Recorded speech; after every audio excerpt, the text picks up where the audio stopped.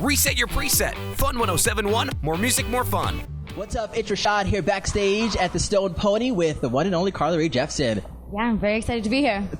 First of all, welcome to New Jersey. Thank you. I was told this is your first time performing in New Jersey. This will be the first time. How is it your first time performing in our great state? I don't know, but it's going to be a good night. I'm looking forward to it. It's going to be a great night. You're in a lineup with some amazing artists. Yes. And we're all excited, very excited to see you perform. Thank you.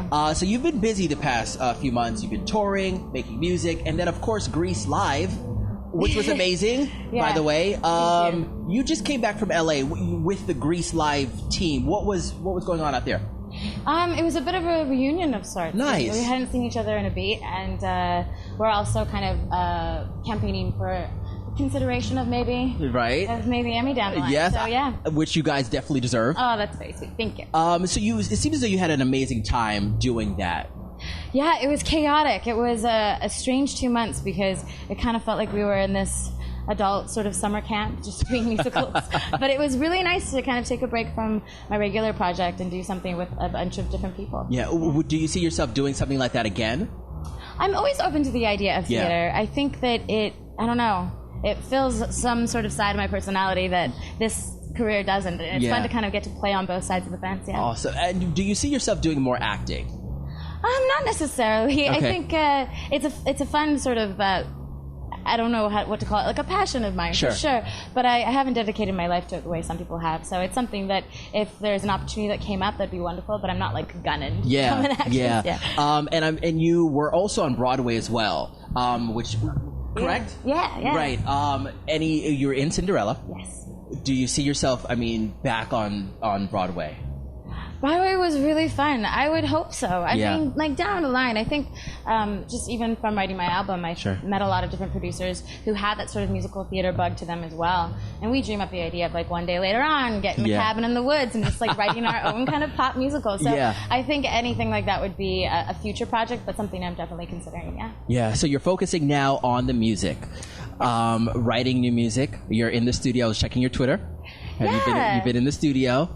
Yeah, well, this week I've been kind of tying up a different music project, but I leave actually tomorrow for France and then the UK and then sometime in Sweden to begin work on my next album. Yeah. Have you started to think about the sound of this next album? Yeah, I'm playing with a lot of different things. It always begins by kind of experimenting for me, but right now I'm in the world of disco. Oh, really? Yeah. How did that come about? I have no idea. Like, I don't know. I guess my stepmother has always kind of loved a good disco. Okay. So, Carly Rae Jepsen, this is for you. I actually don't know. I think I just began writing that way. And when you have an attraction to an era or a style of music, I think you just got to chase it until you discover why. Exactly. Absolutely.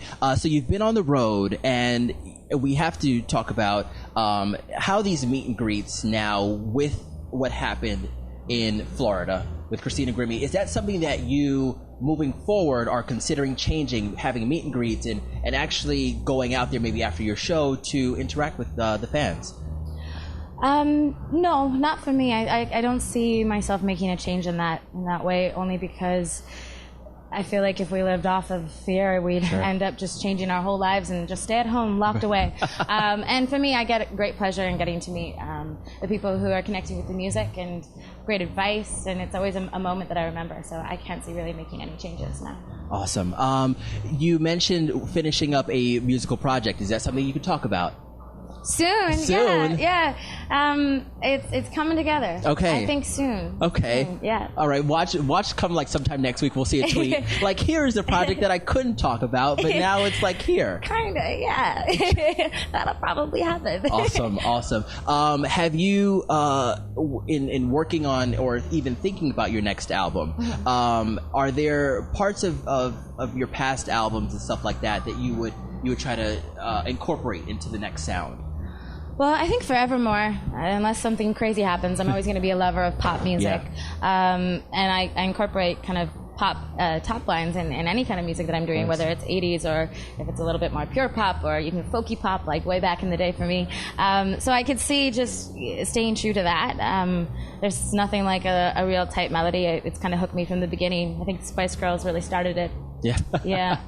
Giving props to the Spice Girls. Are they a group that you would cover in concert? Have you covered like the Spice Girls? No, they're untouchable. Oh, God. There's some people who are just untouchable. Spice Girls can't cover them. No. Who are some of your favorite artists to cover when you're performing?